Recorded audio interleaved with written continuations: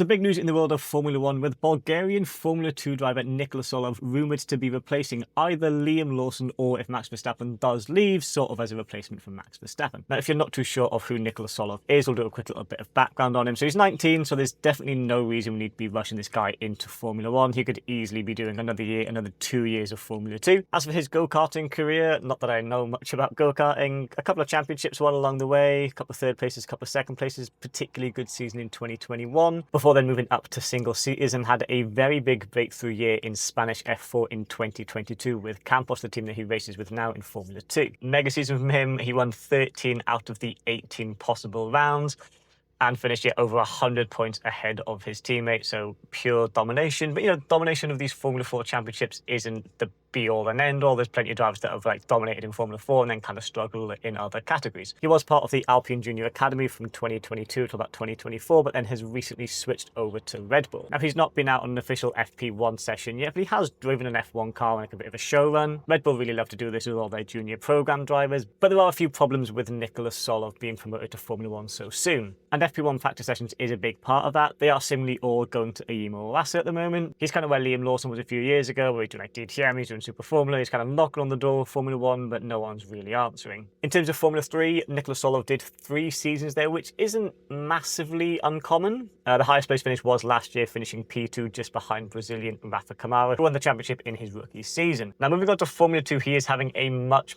better first season there. He's already winning races, he's currently sat P2 in the standings, just behind Gabriele Mini, who's a bit more of an experienced Formula 2 driver.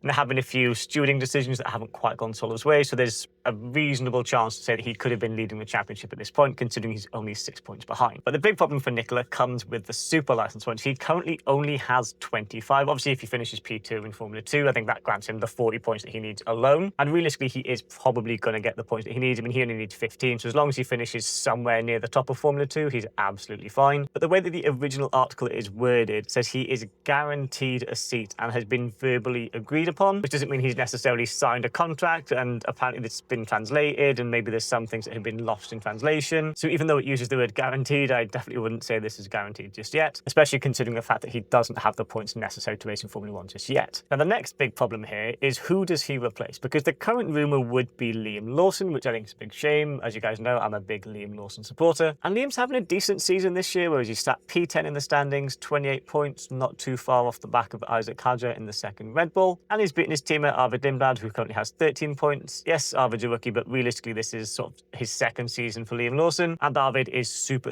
highly rated, so the fact that Liam's beaten Arvid is a very good thing. Looking at Liam's season so far, we've got a couple of P7s, P9, P7, P6 in Monaco, career best so far, I believe that matches. And it would be a big shame to drop Liam after only a couple of seasons in Formula 1, considering how hard you worked to get there. Like I said earlier, you had to go and do DTM, you had to go and do Super Formula, you had to do all these hoops just to get to Formula 1. He then has a couple of bad races in Red Bull, gets demoted down to V-Carb, and all of a sudden now he's leaving the sport. It seems a bit reactionary from Red Bull if they're doing that. So I do wonder if Nikola's maybe being lined up if Max Verstappen does decide to leave Red Bull. Because Red Bull are trying everything they can to keep Max at the team. Obviously, there's these rumours that he's been offered a stake at the Racing Bulls team, and apparently he refused to resign recently with the Red Bull higher-ups. There's a lot of rumours going around at the moment, so who knows what's true at this point. And then, of course, there's the whole Max Verstappen to Mercedes. Mercedes made it very clear that they want Max. Toto's a very big fan of his.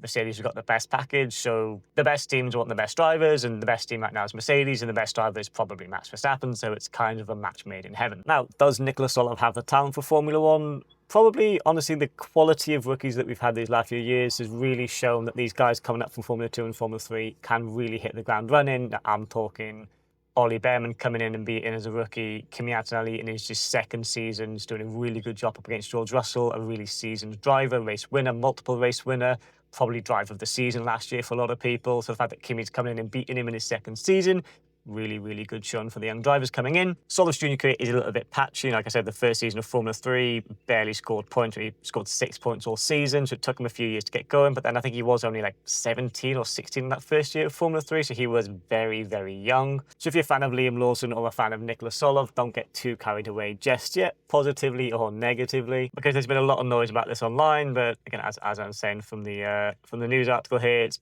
probably been quite poorly translated, and it kind of contradicts itself, saying that it's like guaranteed and that it's been verbally agreed. So it's a bit of a contradiction there. But do let me know your thoughts in the comments. As always, like the video, share the video, subscribe if you're new. We're on the road to 10,000 followers. We are very, very close to only a few hundred away now, guys. If you could please get on that, that would be much, much appreciated. Thank you so much, and I'll see you guys in the next one.